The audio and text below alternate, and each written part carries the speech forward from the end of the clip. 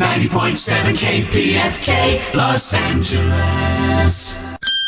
The following radio program has been approved for broadcast by the Federal Communications Commission and is in compliance with all community standards. From Los Angeles, Cary Harrison. Russia, if you're listening. talk show, random, political, outrageous, philosophical, analytical, passionate, sunsets, roadkill cooking tips, open-minded, swordsman, bent, resolute, chocolate, bushwhacker, belt buckles, investigative, companion, fearless. Call in, piercing the cloud of mainstream entertainment. It's the Cary Harrison Files. And it is the Cary Harrison Files. Welcome. So glad you're here with me today. I love hanging out with you. You know, there was some time where I was getting burnt out on everything, but I'll tell you, I just feel like a cockeyed Paul Revere these days. If we don't show up, it doesn't get out. Everything goes away, everything collapses. And we're going to talk a bit about collapsing today, because what could be more fun? Before we start, you need to know where everything happening today actually came from, that we're going to talk about, because it didn't come from Congress, the state of the world as we know it, state of politics that we know it happening right now. It didn't come from a party platform or some late night fever dream. It came from YouTube. Yep. The MAGA movement, everything came from YouTube. You're going to want to pay close attention to this, because it's the kind of cool school you're only going to get here on the Cary Harrison File. We're live streaming, by the way, on YouTube, Substack. Simply Google Cary Harrison, C-A-R-Y. I know I pronounce it Cary because I'm from Chicago originally. If I were from, say, New Jersey, I would say Cary. But that's really hard for a Midwestern mouth. So, but it's spelled C-A-R-Y like Cary Grant. Cary Harrison YouTube, Cary Harrison Substack. And then you can watch. Plus, you'll be able to see the guests later, and you'll be able to see the voices of the callers. Wrap your head around that. So back to what I'm saying. Back in the early 2020s, roughly 2020 to 2022, a cluster of long-form YouTube lectures and podcasts started circulating. And they circulated calmly and confidently, and they argued that democracy was obsolete. Democracy wasn't corrupt. It wasn't misguided. It was obsolete. That the world, and this is according to this YouTube video, had become too complex. It had become too fast, too dangerous for consent. And what nations needed instead was order, national coordination, elite planning, and discipline without debate. And they even gave it a name, which some of you of a certain age, or if you have a historical bent or even a little bit of education, this is going to ping your radar. The name they gave it was American National Socialism. Not socialism for workers, not equality, socialism for order. Yeah, this is socialism. Sort of Soviet flavored, sort of Germany flavored, German war flavored, but with a very modern twist. And these weren't fringe YouTube screamers. They were hours-long presentations with neutral lighting, academic tone, and managerial ambition. And they treated politics as an engineering problem and citizens as variables. Democracy was reframed as noise. Well, it kind of is. It's noisy. This side wants an apple, this side wants an orange. And then somewhere in the middle, you end up with a kumquat, which is what we have in the White House right now. Rights were viewed as inefficiencies, participation as sentimental clutter. And the solution, according to them, was always the same. Central coordination, insulated from the public, and justified by, ready? Crisis. Whatever happens, put crisis in the middle, and you can justify absolutely anything. And just know, these weren't single videos or a lone crank. They were networked ideologies. They were done by thinkers, by funders, by podcasters, by policy lobbyists, cross-posting, cross-referencing, and always refining the pitch. And I've shared with you before that I worked at Home Shopping once upon a time. I know. You promised not to tell anyone. But all we ever did was refine the pitch. Just refine the pitch. I mean, it was horrific, but it worked. So in these videos, over time, the arguments hardened. The language got cleaned up, and the destination stayed fixed. That democracy was messy and inefficient, that people were just too stupid to be able to self-guide. Hey, it's like the Monroe Doctrine, isn't it? That brown people are just too stupid to be able to govern all of their own individual sovereign countries in Latin America. So we're just going to come in and manage it. By the way, we're going to manage their oil and minerals and maybe colonize them while they're at it. Monroe Doctrine. Same thinking, but for here at home. And these videos became the template of the rehearsal space where ideas that were too naked for policy became normalized, softened, stress test. And by the time similar language showed up in politics, which it has, finance and tech, and the public had already heard it. And we were used to it. The shock was gone. The surrender was already rehearsed. So when you hear calls for coordination, stability, capacity, and hard choices, understand this. You're hearing YouTube ideas that are now grown up and dressed for work and walking right into power. And that's the origin story of how we got to where we are today. As I paused and have a sip of coffee. Aren't you glad that you get to know that I'm doing that as opposed to dead air and a gulping noise where you're like, what is that? By the way, next week, I'm going to do an extraordinary one-time hour. I'm going to break down exactly how the Third Reich invented this that we're talking about, that we're going to talk about, how they packaged it, and how they delivered it to the tune of hemispheric collapse for the sake of the largest bank robbery in human history up to that point. And when the Fuhrer wrote Mein Kampf, he actually became a millionaire president by forcing it to become a bestseller. Maybe like a documentary. And like today, the Third Reich was nothing more than a magnificent heist of gold, of jewelry, of artwork, science, the occult, money, housing, real estate, nations, and a lot of human beings that said no, and they had to go away. I think you get the point. So you don't want to miss next week. I've been writing it for weeks and weeks and weeks, and like I'm super jazzed to actually put it together. And it's going to be in my upcoming book that I've shared with you, a MAGA history of the United States. But MAGA means making academia great again. Since my ancestor, Abraham Lincoln, you know, you're from somewhere, you're going to have ancestors, created the Department of Education formally. And that was the first thing to go, wasn't it? About 6-7 months ago. Get rid of education. Why? Because critical thinking and people knowing what's going on really, really confutes the plot of the play, which is what we're talking about now. Don't forget, you can sign up for our newsletter at caryharrison.com or goharrison.com if that's easier. And there you're going to get a transcript of this entire show, plus access to clips and stuff that we simply no longer can do on the radio, as you know. And that's our newsletter at caryharrison.com.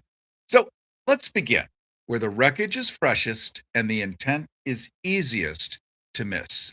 The newly released Epstein files. Not because they reveal some occult master plan, but because they show coldly, bureaucratically, how a system processes damage that it doesn't intend to fix. Ooh, read them, and you don't see urgency. You see containment. You see allegations logged. You see credibility quietly hedged, corroboration requested, and never pursued with vigor. The file closes not with justice, but with administrative relief. Not that nothing happened, but nothing actionable will happen. That distinction is everything. Not that nothing happened, but that nothing actionable will happen. There it is. That's the heartbeat of everything right now so that you don't think, well, why aren't they following the law? Why aren't they? Because that is how the law is being interpreted at the moment. Because what those files actually document is a skill that the modern system has perfected: how to survive scandal without changing structure, how to absorb horror, manage liability, and keep walking. This is not a failure. This is training. God, it's cynical. It's dystopic. I know. But you need to know what's happening so you can navigate it and not just be gobsmacked, clutching your pearls over and over again, shocked like I just can't believe it. It's a plan. I mean, what was it? 2 years ago almost, we were talking about Project 2025 when no one had really heard of it yet. It's in there. It's actually articulated into reality now. So don't forget, this is like bragging stuff for people. And that's why Epstein matters. Not as a myth, not as a mascot, but as proof of exemption, proof that there exists a tier where rules are optional, where consequences are negotiable, and where bodies are instrumental. Even Epstein's most grotesque and documented fascinations, his talk of heredity seeding, where he would impregnate hundreds of these hostage girls in order to see the world with improved humans. That would be humans with his DNA. Brilliant, stable geniuses, amazingly complex. We won't get into the moral or anything, but just lots more humans with his DNA. And these ideas were never treated as alarms when everyone knew about it. By the way, Mr. Musk has already done that, hasn't he? With a number of women, seeding humanity. With Epstein, these were just simply treated as eccentricities, because when you have $1 billion, you're eccentric. If you're poor and want and start boinking a bunch of women to create babies on the system, you're not considered eccentric. You're considered imprisoned. It's just, it's rich man noise, right? Not because the ideas are harmless, but because the system had already decided who mattered. Now, you're not ignorant. You've known this for your whole lifetime. Dr. King talked about this. Everyone has talked about this. But here it is in the sharpest blade that we've ever lived through, right here, right now. And this is where the through line becomes visible. Cary Harrison, by the way, going to get to that. This is the Cary Harrison Files, live streaming on YouTube, live streaming on Substack. Simply Google Cary Harrison YouTube or Substack, or Go Harrison YouTube and Substack, and there you can be able to watch this live video stream, plus see our upcoming guest, who has been able to take sort of the wretched modern technology and rebuild community out of it, which is something we're all longing for. And he's done it at the highest level. So he's a cool guy. He's in Chicago. I'm having more coffee. I'm putting down my coffee. I know 3 of you care. The rest like rolling your eyes. And you should. So back to where I was. Long before Silicon Valley, before dashboards, that's what it's called in technical language. Dashboards is where everything is just sort of on your computer screen. You push this, you toggle that. It's all like in a car. It's all right there, including your AI, including who you are, your whole life, APIs. The same impulse existed, but it wore a different uniform in the past.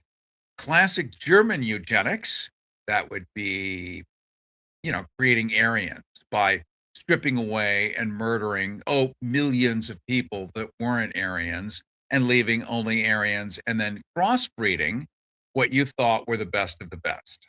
That's what this is with the Epstein files. It's eugenics, but with modern technology and twist. In the old days, classic German eugenics didn't begin with camps. It began with order. We're going to look at that next week, how exactly they pulled that off. The ultimate school for you, for me. When I read my stuff out loud, I learn.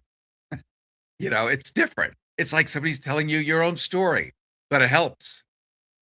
It began with order, with classification, with the belief that society could be optimized if only the right inputs were elevated and the wrong ones managed.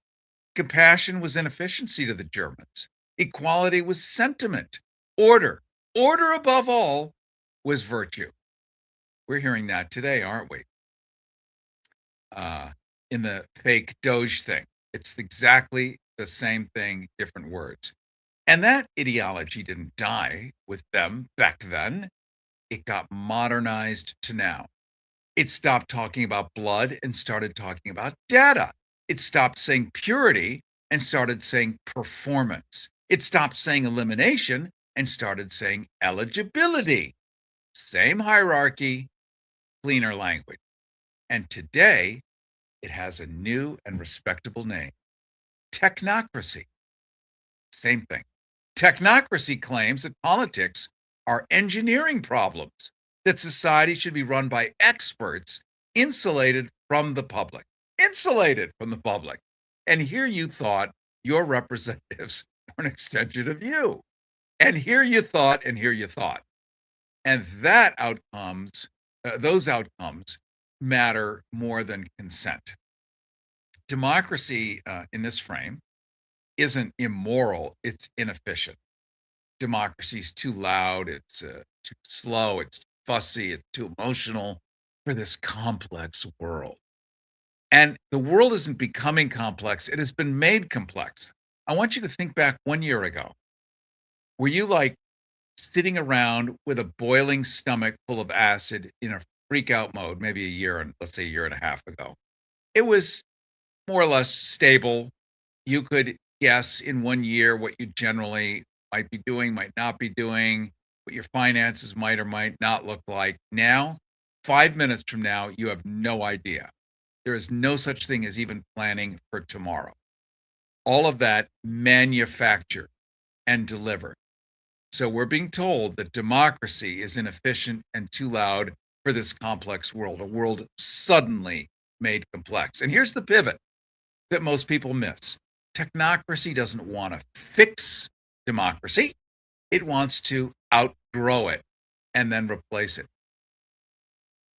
I mean, we can say Orwell, we can say Huxley, and we would be saying the right names, wouldn't we? This is it.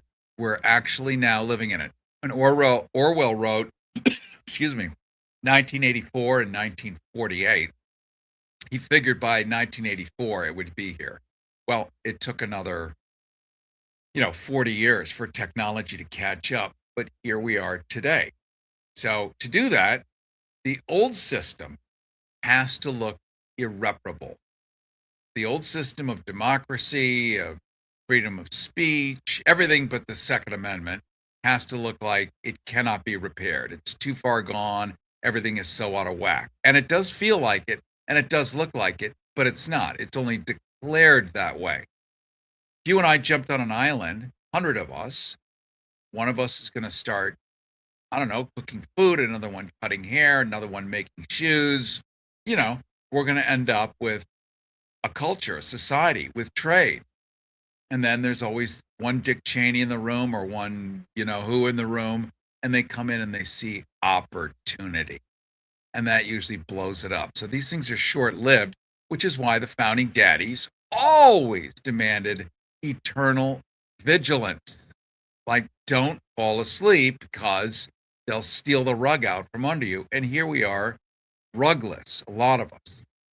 And this is where collapse enters, not as tragedy. And I haven't had anything to drink except coffee. Let me say that word again, tragedy. Tragedy. Not as tragedy, but as strategy. I wonder if I could say those, blend them into one word. It's kind of the same thing now. Functioning institutions interfere at this point because they create friction. That's their job. The reason we have laws is because most of us behave, but there's 3 that misbehave. So we have to create laws for those 3 people and their institutions, and they are there to create friction, barriers, obstacles to people who would do the rest of us harm. And we're told that those functioning institutions are interfering and creating friction. for the order of things. Yeah, those institutions allow objection. They demand explanation.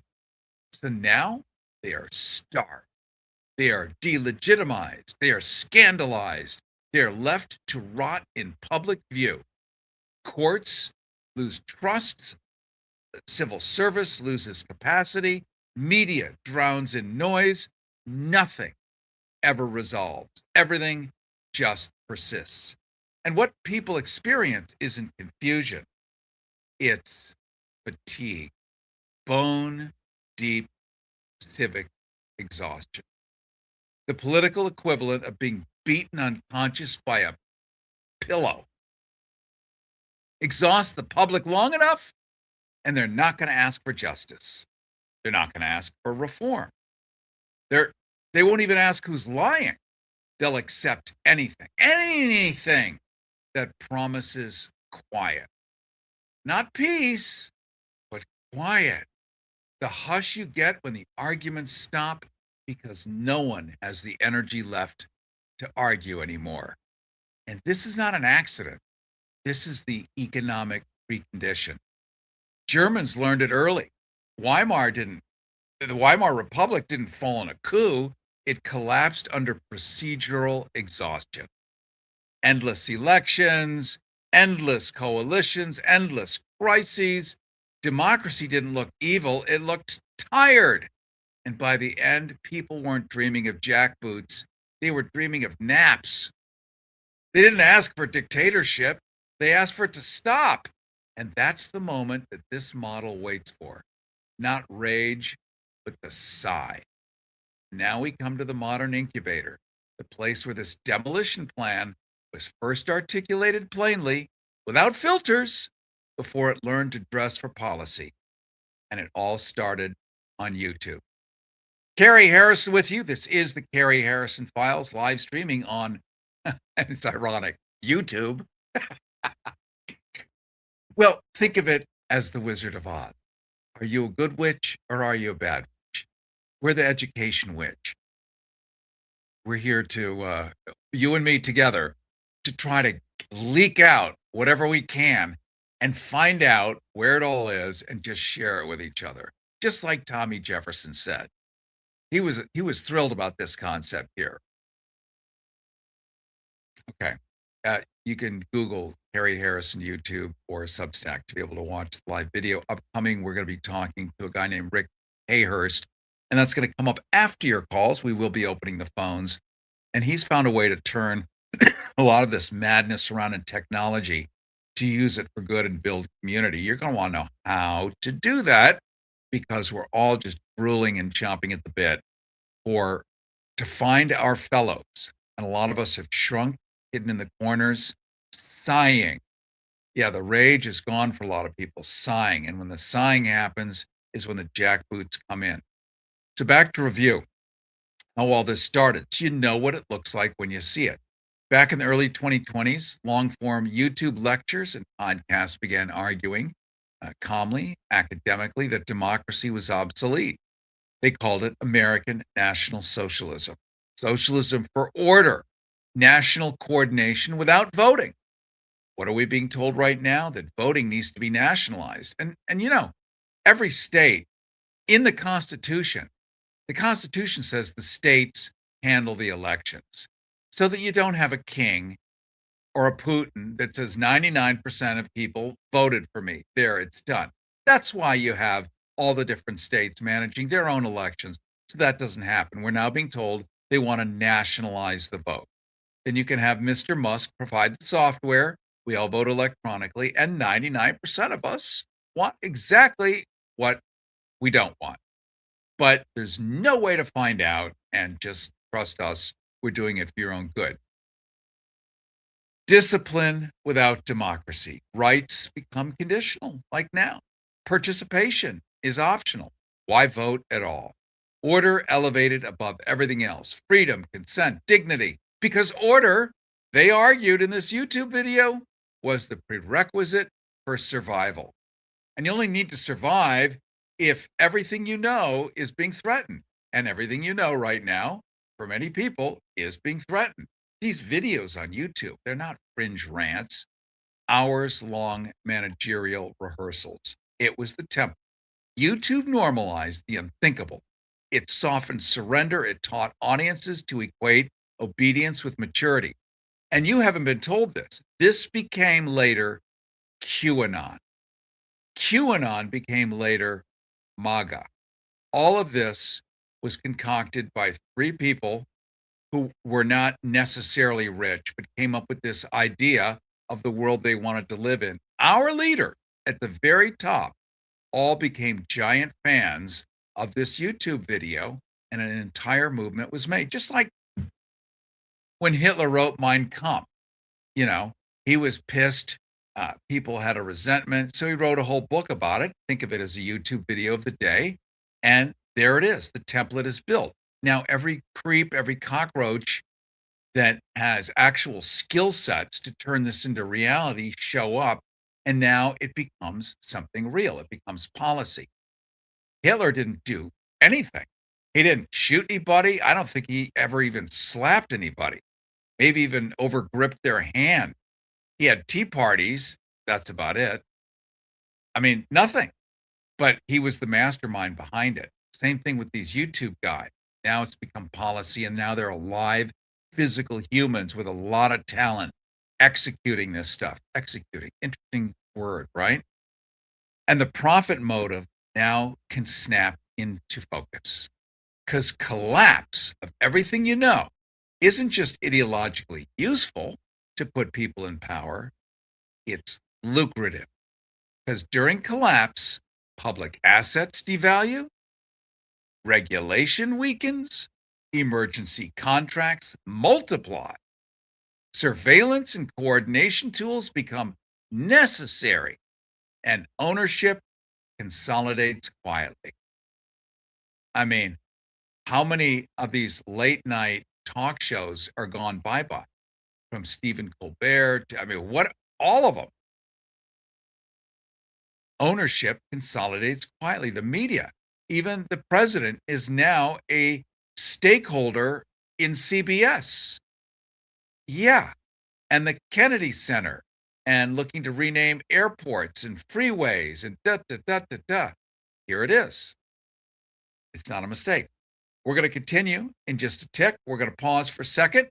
Cary Harrison with you. This is the Cary Harrison Files. When we come back, we are going to open up the phones because I want to get your take on destroying the commons, declaring the system obsolete, installing order as infrastructure, and then charging the rest of us rent. Is that how a society wakes up, governed by systems it never chose, rebuilt by people who never believed it should have had a choice at all? Seeing that democracy has been overthrown, but because it was demolished on purpose, piece by piece, until selling the replacement feels like mercy? What are you saying? 818-985-KPFK, your Harrison Hotlines, 818-985-5735. What if the chaos isn't chaos at all? What if democracy is being exhausted on purpose so order can be installed and rented back to you? Today, Epstein, elite, exemption, technocracy, and the business model behind collapse. Is this governance or a protection racket? We're going to find out in just a tick. This pussy grabs back. The Cary Harrison Files. CaryHarrison.com.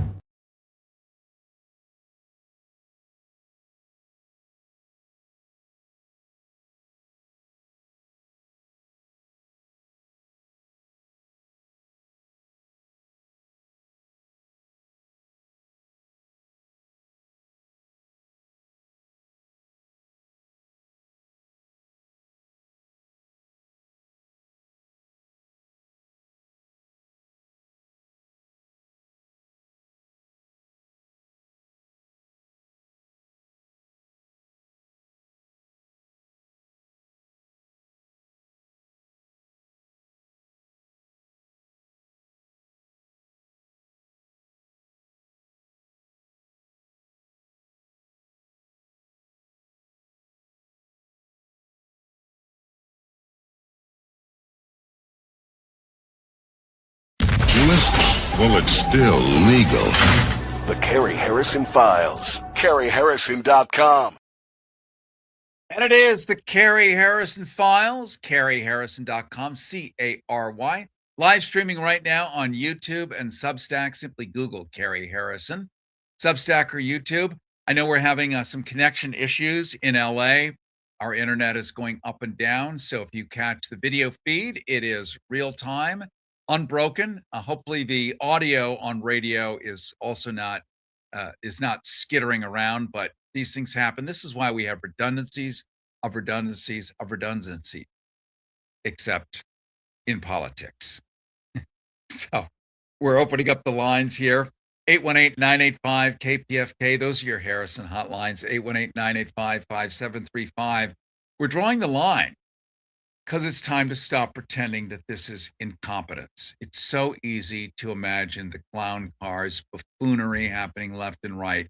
This is so well organized and so exquisitely well executed. It just looks ridiculous. But even better, it makes it more efficient. Bad luck or history happening to us. This is demolition for profit. That's what you're experiencing. Not collapse as tragedy. Collapses as strategy. Break the system, drain the trust, exhaust the public, then step over the rubble, pick through the pieces, and charge rent on what's left. So don't call in and tell me things feel broken. That's obvious. Your Harrison hotlines, 818-985-KPFK, 818-985-5735. Don't call in to tell me democracy is messy. That's the point. And don't call in to say both sides, because wrecking the house and selling the salvage isn't a bipartisan mood. It's a business plan. And here's what I want to hear you answer out loud on the phone. At what point does order stop being governance and start being a protection racket? If you believe the system is being deliberately run into the ground so a smaller group can rebuild it to their advantage, call in and say it plainly. If you think this is all accidental, just bad leadership, bad luck, call in and explain why the same people always seem perfectly positioned to profit from the damage. And if you think democracy is obsolete and really should be replaced by experts, by planners and dashboards, call in and tell us who owns those dashboards and how we remove them when they fail.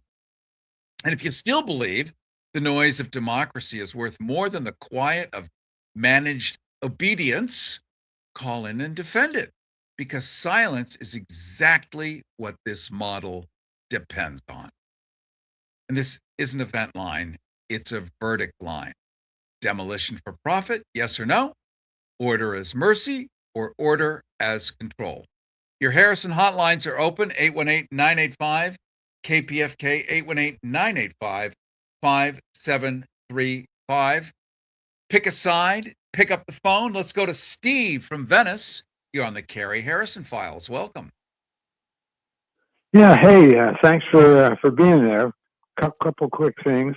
I'm sure no one has missed a short form of American National Socialism. I believe it's Nazi. Isn't that where Nazi comes from? National Socialism. Yes, the Nationalarbeiters, national workers. So they used every key word that means something. Christian, workers, socialism, like what's not to love? Throw in a little Jesus, little, maybe some Pop-Tarts. We're good. So yeah, that's what it is. Yeah, and then the other thing would be, I put it on the level of Social Security. What could use some nationalization is the natural resources. I believe they're all privately owned, right, by for-profit corporations. So we would be able to get somewhere. It seems like to somehow nationalize the natural resources, oil, gas, mining, the whole deal. That kind of. In a way, In a way, that's what's happening, Steve, except it wouldn't be nationalized by the people. It's just being nationalized by the people at the top. So they're buying up everything and it's being consolidated at the very top, which makes it harder for you and me to reach. So you take a look at Venezuela, which has the largest untapped oil reserves on earth. It's crummy oil. It's kind of like the tar sands up in northern Canada. But oil is oil, even though we shouldn't be burning this stuff because, how many category 5 hurricanes can you handle every summer? There were only 3 this year in the Caribbean. 3? You used to go 10 years without even one category 5. Like they're looking at making category 6, except it doesn't matter over 160 miles an hour. I'm only laughing because what else can I do? So this is kind of the trajectory, the idea of burning more oil. Cuba has the largest untapped nickel mine. It was, I think, last tapped in around 1946, but it's a giant nickel mine. Suddenly, we're going after Cuba. Why? Because they have something. You don't go after places that have nothing. You don't go to the middle of a desert unless there's oil under the sand, because who cares? So in many ways, what you're saying is already happened. It just will be privately owned, except that your government is everything. So therefore, you can be told you are the government. This is the nature of propaganda. Excellent call. I thank you so much, my friend. 818-985-KPFK. Those are your Harrison hotlines, 818-985-5735. Let's go next to Susan from Los Angeles. You're on the Cary Harrison Files. Welcome. We're going to bring up Susan now. Renee, if you would. Right here. Can you hear me? Hi, Susan. Yes, my name is Susan. I really appreciate your station, and I thank you for offering me to take my call. Glad you're here. Go ahead. It's your airtime. Yeah, my point. We talk about it at work, and we're back and forth, and it's just it's simple. Capitalism eats itself. We're in a situation because a lot of people are in a situation. Everybody wants to change, but can we stop going to work and afford to stop and do it? And no, we can't. So we're all kind of in this spinning wheel, and until we come together and actually have what we protest and not protest until we get what we want, that is not going to change. But we can't afford to keep on protesting every day because how are we going to have the food we eat? How are we going to have what we need? We're in a whole structural system, and the Constitution doesn't hold accountable like how the civil laws hold accountable. You do something wrong, you go to jail. You do something in politics, they get a new one. Yeah, the founding fathers never envisioned this, and they created a cure for everything, that the courts would handle it, but they never envisioned someone having complete disinterest in the courts or just flipping the bird at the courts and going ahead anyway. They never envisioned it. They really thought they came up with and it was bulletproof for the last 250 years, more or less. But this is something new and completely deranged when you're actually able to fill the courts with your own passengers, with your own people, then they give you the thumbs up and they rubber stamp it. So interestingly enough, politicians say in Europe, they don't have term limits the same way we do. So they're in there for 30 years. They do something really bad. They've got 29 more years of the public absolutely beating them to death and humiliating them. And it's so horrific. Whereas you could just leave 2 years from now in the US with a bag of gold and, all fair. So it has a different model. When people pour into the town square, it really has an effect on a sitting politician.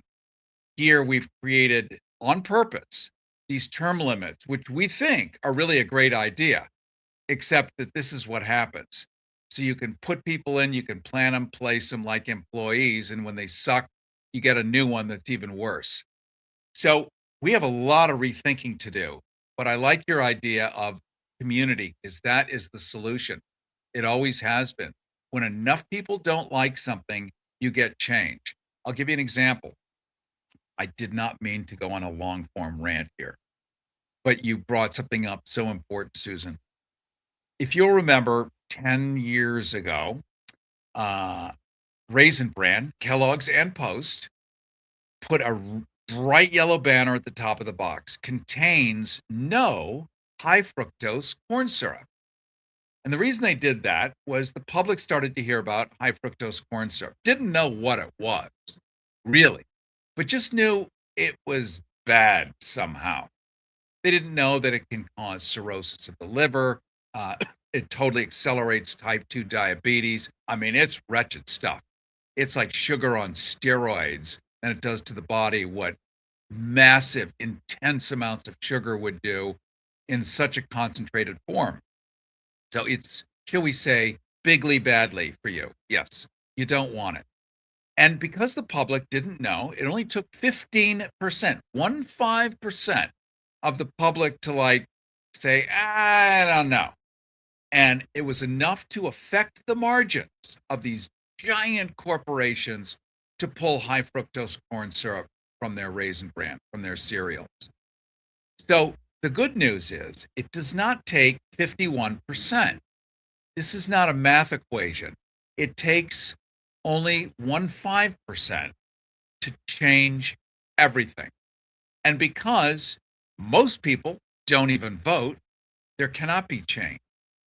So the only cure, assuming the midterms are still going to happen, and it looks like they are, the only cure is to do the old-fashioned thing and start beating on doors and get Jennifer, Jason, Jared, everyone who's like 21 or 19, where their name starts with a J, and get them to vote. It's 5 whole minutes, but it's probably worth it if they want to have a future, air to breathe, employment, able to date without being surveilled, whatever their important issue is, it's all in the crosshairs. So beat on doors. It's old-fashioned cure that was imagined by the founding fathers, not as having disappeared, but having as a practical solution. Because we're one of the only places on earth where voting isn't mandatory. You have to vote in places like Australia. You have to, and they have a good life, but you have to, which means the idiots vote too, but people vote. So it actually, something happens. Here, it's so optional that the idea is never to vote, and it will somehow self-correct. And here we are in self-correction. Let's go next to Mark in San Pedro. You're on the Cary Harrison Files. Welcome. Thank you. I wanted to come back to the question of Cuba, which you raised, which is true, has a nickel mine, but it's primarily because Cuba adopted a socialist society and nationalized U.S. corporations when they refused to go along with unions and minimum wages and better working conditions in their workplaces. But there is a direct link between what is happening in Minnesota and the immunity that is given to these ICE terrorists and what the U.S. has done against Cuba, against Venezuela, against the global South, right, for decades. The 65-year-old blockade against Cuba is now at the point where Trump is saying there will be no oil given to Cuba. They're having blackouts of 12 hours a day that will shut down hospitals, that will shut down emergency care, that will shut down communications. And it is the most horrendous act of bestiality, of horror that the U.S. government has ever done, just because this country for 65 years has decided that they want socialism. My union, the Machinists Union, is very active in fighting against the blockade of Cuba, organizing educational activities. We're based out of Wilmington, and we have various activities and take delegations to Cuba. So I just urge people to look through the headlines about Cuba and try understanding that this is a country that has the right to self-determination. What an excellent point you bring up, Mark. And here's an interesting irony that just popped into my head. Cuba is a tiny place, but it's basically a concentration camp that's already built, and it's got the infrastructure of a concentration camp. Now you're doing what the Germans did. You start taking away the food, you take away the medicine, you take away the opportunity for the people stuck in the camp to actually live and survive. It is a camp. They have turned it into a giant Auschwitz. And with that, another irony is all of the nationalization of the uh, uh, properties in Cuba at the time were because all the sugar, or the balance of the sugar, was coming from Cuba. Back when we all on our American tables had a bowl of white sugar on the table to sprinkle on our cornflakes, sugar, sugar, sugar, sugar. And that was the giant industry. And like anything, the people that are enslaved start to realize that if Jose gets together with, Frida and so, and you can create a union and actually say, well, we want some kind of decent living conditions if we're standing in the hot sun sweating all day. And you end up having a collective bargaining thing, which is awesome for the quality of life, but the poor owners don't love it. And so you end up with this revolution. This is just part of it, of course. And here we are, no longer using sugar the same way. So even if we were to reconvert Cuba into a sugar factory, the public is not eating sugar, so it wouldn't work. So now it has to be minerals or turn it into a base.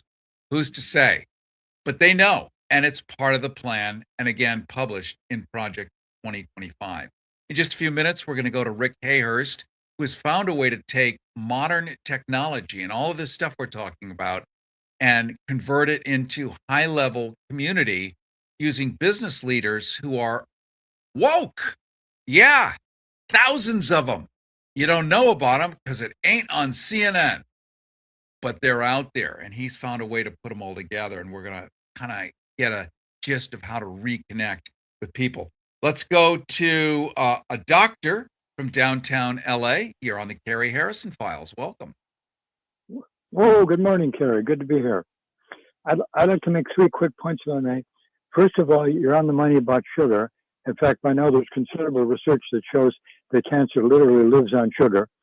Anybody who wants to research it a little bit, you can easily find videos by Dr. Thomas Seyfried, that's Seyfrid, about how cancer really has to do with basically things getting screwed up on the energy, or having to do with energy related to the mitochondria in the cells. Easy to find information about that. That's just my quick summary. Number 2, a lot of people don't seem to understand that the German Nazi Party was really the German, it's the German Socialist Workers' Party, but that's propaganda. Had nothing to do with socialism. That's just propaganda to protect a lot of people who might have, initially been attracted to socialism or communism. And number 3, let's see, lost my train here. Let's see, cancer, so. Train of thought just derailed all over your mental tracks, like mine does. Okay, you mentioned Thomas Jefferson.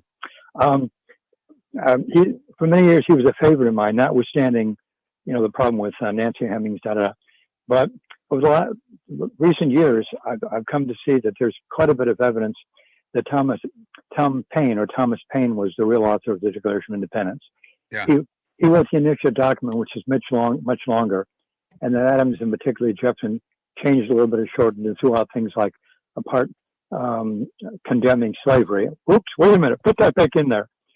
So that's something to keep in mind. It does seem that Thomas Paine was the primary author of the Declaration of Independence. Well, yes, he was he had published that leaflet, sort of not a newspaper, but he had these incredibly incisive and brilliant opinions and analyses based on how people were feeling about England, and grew some gigantic testicles and became the voice of reason at the time. And they watched him and realized he was saying what nobody else would say. And so based a lot on him. He is still a superhero and a superstar.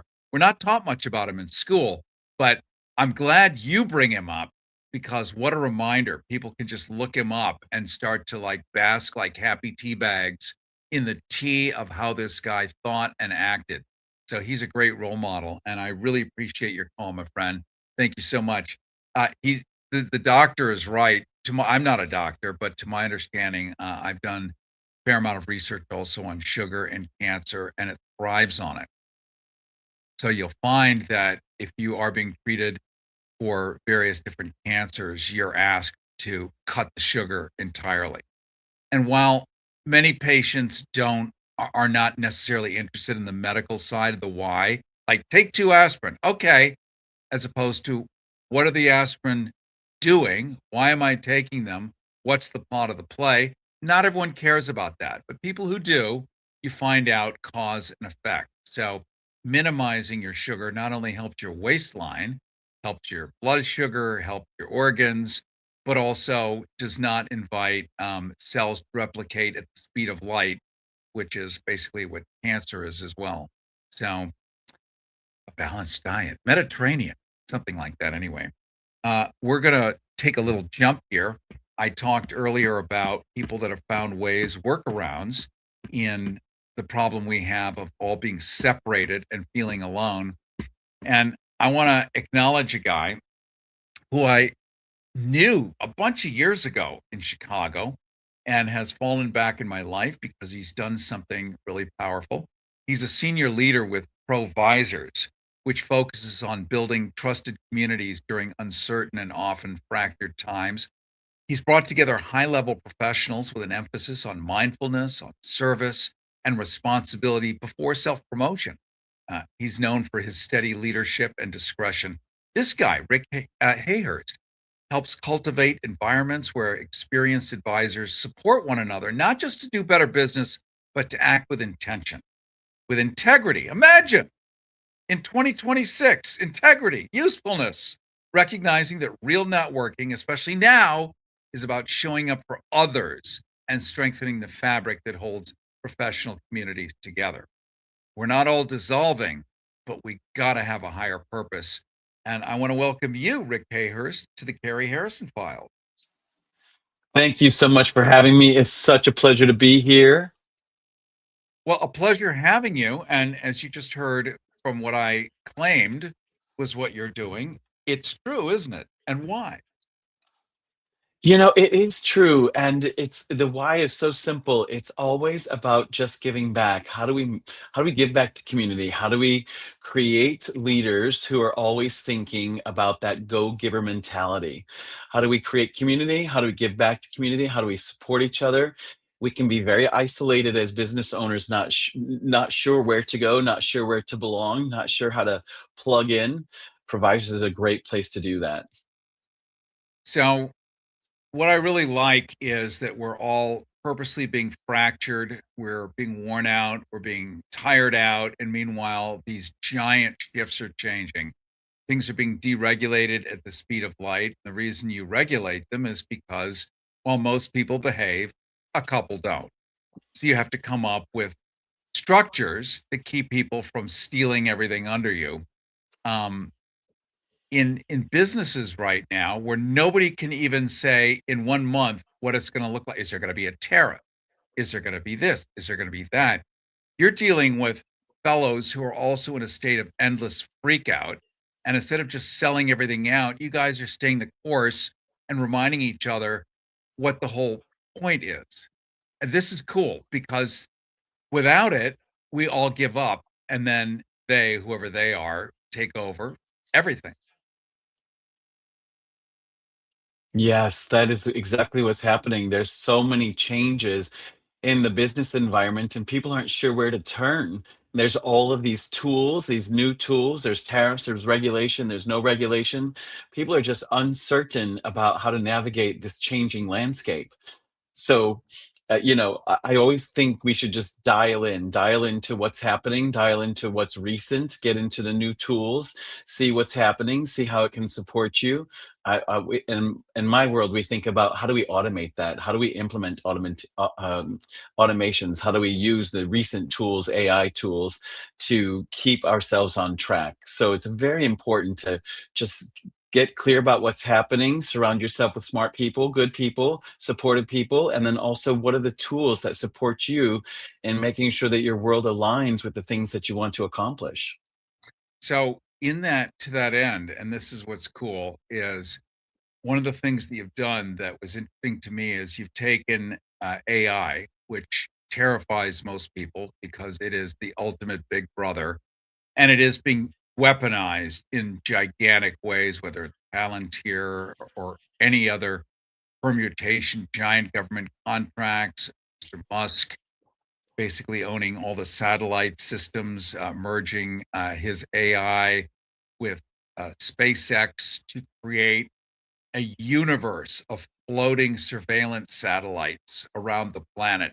All of this stuff. So people have a very Huxleyan view of AI. But you, Rick Hayhurst, have flipped AI around to actually go find cool people as opposed to it trying to find us. That's a different thing. Tell us about it. Well, we try to look for people who are looking for us. So, from a really kind of broad brush, looking at a broad overview, we're trying to connect with people who are looking for us, who are like us, who want to do business with us, who want to hang out with us. And so we can use AI to look for audiences who are actually looking for us, people who align with our ideas, people who align with the kinds of activities that we're up to in life, including business, including social life, finding the right ice cream, you know, Which is all this everything. stuff, which is which is everything. I'm a fan of the custard, you know. I'm a fan of the mint with chocolate chips. I'm also a fan of the premium chocolate chip, even though, whatever's left of your heart, I mean, it's not good for you, but damn. And have you Hmm. noticed how ice cream is served in single increment sizes, half gallons? Like you go to Europe, Yes. they don't serve it in a half gallon. And I would like to market ice cream now with a wooden trowel, just for ease and efficiency. Smart move, smart move, less trips to the store. We just drop some dry ice underneath it and keep it all frozen. Much easier to share with our friends. Gather round. Well, we've just created a new product, but it's not good for people, so never mind, it's just fantasy. We're running out of time, but give us a where can we find what you're doing? Because you're really on the cutting edge of of rebuilding society, but rebuilding society in modern times, not taking us back 150 years. That's never going to work. It's not like AI is going to go away because we wish it to. It's not like Walmart is going to go away because they have, you know, work ethics or social ethics that we don't care for, or they're too big and have taken over the boutique stores or Starbucks. It's not like that. The fact is we are where we are, and living where we are and making the best out of it is your expertise. Where do we find what you're doing? Ruthie.io, is the simplest way to look at some very simple tools. How we can immediately respond to people who are looking for us. The biggest concern people have around AI, and on the one hand, is that it's taking over the world, meaning replacing humans. And we don't think about replacing humans as much as we think about leveling humans up. We didn't lose the humans when we brought the tractor in to society. We rather leveled those humans up. So when you think about the concerns related to AI, and it's overwhelming, there's so many tools. How does it work? How does it function? What does it mean for me? We come into organizations and to associations, and we just talk to people about what is it, what's in it for you, and how does it work for you, and looking at custom solutions and some basic ways of just bringing these things together and making it work seamlessly. It isn't going anywhere. The gift for all of us is to learn as much as we can, and to kind of decipher what's noise, what's not, what's useful, what's not, how can I be safe in this environment, all of that, those sort of, like the morose in the background. Thank you. Thank you. I really appreciate it, Rick. We are regrettably out of time, but that's Rick Hayhurst, Senior Leader with Provisors, Ruthie.io. he's actually created a happy AI that is there to help. So you can learn more. I want to thank you, Renee Yawarski, by the way, our technical director and genius attorney, who also clerked for the former Supreme Court when it was Supreme, not white Supreme, but just regular Supreme, like the Supremes, and also the great Will in the control room of KPFK, and you, most importantly, the listener. You and me, we are one. And I appreciate it. And next week, you're going to get the real Cary Harrison Cool School.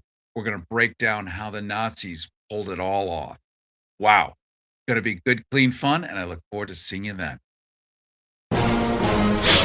Smells like fish. Tastes like chocolate. It's the Cary Harrison Files. CaryHarrison.com.